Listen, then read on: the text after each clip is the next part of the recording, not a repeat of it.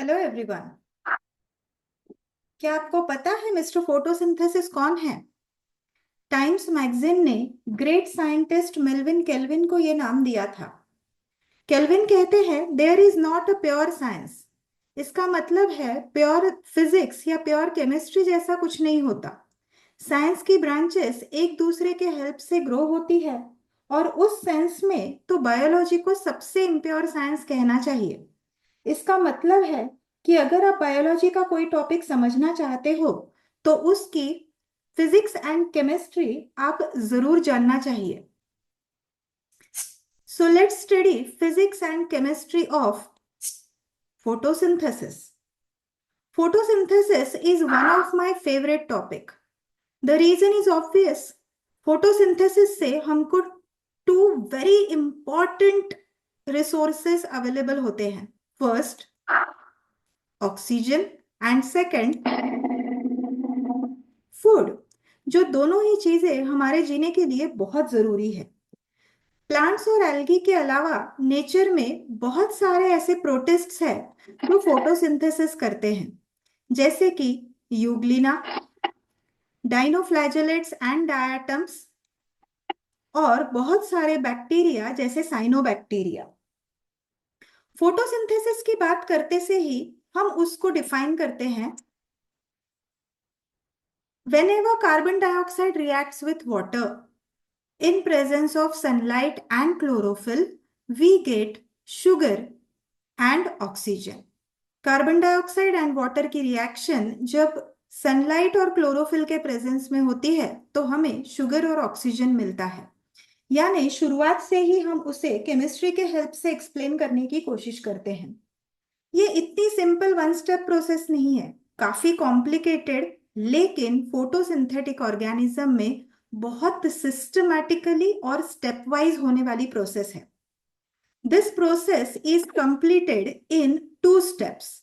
The first one is light dependent reactions, जिसको हम light reactions भी कहते हैं, और दूसरा लाइट इंडिपेंडेंट रिएक्शन, जिसको कभी कभी डार्क रिएक्शन भी कहा जाता है, बट दोनों ही नाम सही नहीं है। The correct name will be the Calvin cycle. आज हम फोकस करते हैं लाइट डिपेंडेंट रिएक्शंस पर।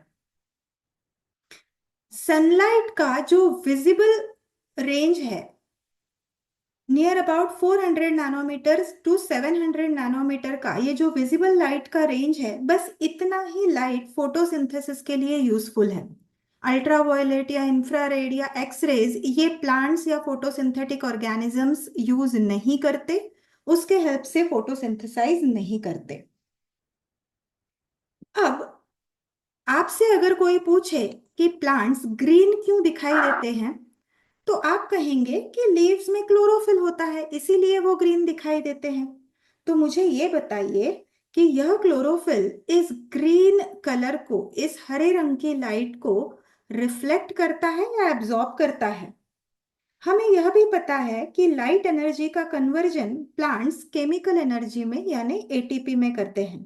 तो अगर प्लांट्स के लीव्स ब्लैक होते तो बहुत ज्यादा एनर्जी नहीं एब्जॉर्ब कर लेते, फिर तो बहुत एटीपी बन जाता, बहुत फूड बन जाता। फिर प्लांट्स के लीव्स ब्लैक क्यों नहीं होते? थोड़ा फिजिक्स के नॉलेज से इस सवाल के जवाब निकालने की कोशिश कीजिए, और सही जवाब आप लोगों को मैं अगले वीडियो में जरूर बताऊंगी। लीव्स के अंदर जो सेल्स है उन्हीं में ये क्लोरोप्लास्ट ऑर्गेनाइज्ड होते हैं। इन क्लोरोप्लास्ट को अगर हम एनलार्ज करके देखें तो इनमें ये थैलेकॉइड्स और ये थैलेकॉइड्स की मेम्ब्रेन प्रेजेंट है। इस थैलेकॉइड मेम्ब्रेन को अगर हम एनलार्ज करें तो आपको दिखाई देगा कि इसी मेम्ब्रेन में बहुत सारे क्लोरोफिल मॉलिक्यूल्स है जो एक्चुअल लाइट एनर्जी का कन्वर्जन केमिकल एनर्जी में करेंगे। लेकिन उसके लिए सबसे पहले वाटर यानी H2O का ब्रेकडाउन होता है oxygen, hydrogen ions and electrons में। ये जो इलेक्ट्रॉन्स है ये इलेक्ट्रॉन्स एटीपी में कन्वर्ट होते हैं, और यही एटीपी बाद में फूड सिंथेसिस में काम में आएगी।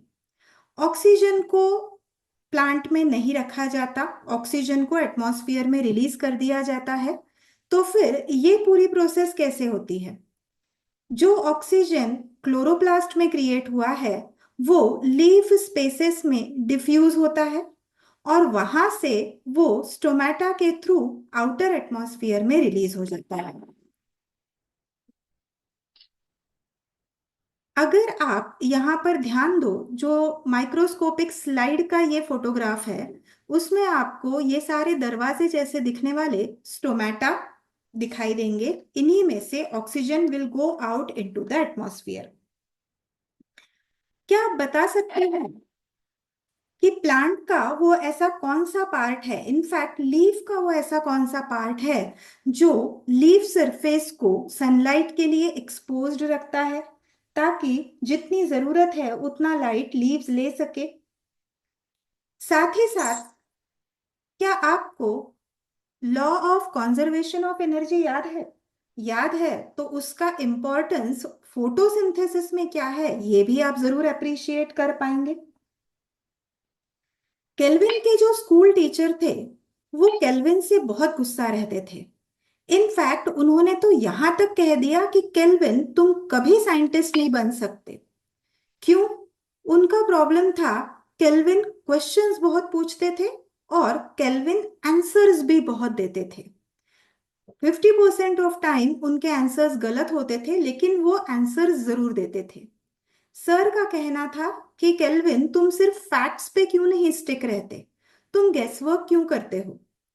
काफी सालों बाद जब केल्विन ने इंटरव्यू दे रहे थे तब उन्होंने बताया कि ये गेस वर्क जिसको हम साइंटिफिक लैंग्वेज में हाइपोथेसिस या एजम्पशन कहते हैं यही उनके सक्सेस का सबसे बड़ा रीजन है। केल्विन तब भी बड़े होने के बाद भी सक्सेसफुल होने के बाद भी बहुत क्वेश्चंस पूछते थे, हाइपोथेसिस प्रपोज करते थे और उस पे बेस्ड एक्सपेरिमेंट्स कंडक्ट करते थे। केल्विन की टीम ने ही ये भी एक्सप्लेन किया कि सनलाइट क्लोरोफिल पर काम करता है ना कि कार्बन डाइऑक्साइड पर। तो लाइट रिएक्शन से हमको मिल गया ऑक्सीजन, एटीपी जो एनर्जी प्रोवाइड करेगा फूड सिंथेसिस के लिए, और याद है ना लाइट रिएक्शन में हाइड्रोजन भी रिलीज हुआ था। ये हाइड्रोजन आयन एनएडीपी ने एक्सेप्ट कर लिया तो अब बन गया रिड्यूस्ड एनएडीपी जो फूड सिंथेसिस यानी शुगर सिंथेसिस में बहुत इंपॉर्टेंट रोल प्ले करने वाला है। आज के लिए बस इतना ही। एक बार मैं आज के वीडियो में पूछे गए क्वेश्चंस को रिपीट कर देती हूँ। अगर लीव्स ग्रीन कलर के हैं तो क्लोरोफिल ग्रीन लाइट को रिफ्लेक्ट करता है या एब्जॉर्ब करता है? प्लांट के लीव्स ब्लैक क्यों नहीं होते?